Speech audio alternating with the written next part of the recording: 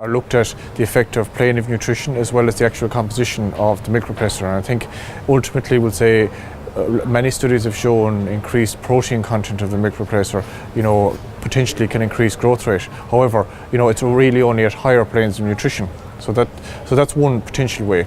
Obviously, the way that the powder is mixed, we'll say, and given to the calf as well, obviously, we'll say, can have an effect. But ultimately, there are a number of ways to improve overall efficiency. I think across the various presentations, it was quite clear that the protocols, we'll say, and the overall blueprints for success are quite, similar.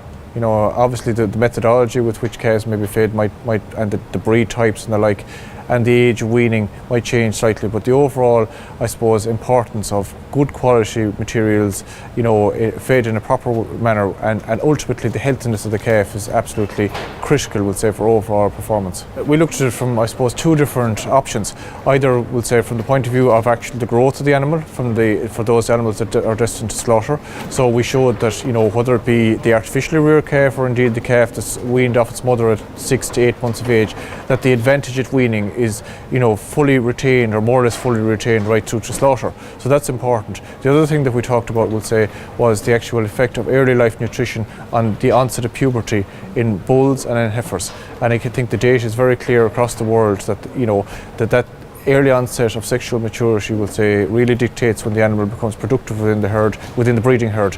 And I think that once you go beyond certainly 6 months of age, we'll say, there are any deficits in terms of performance, we'll say, are more or less impossible, we'll say, to recover.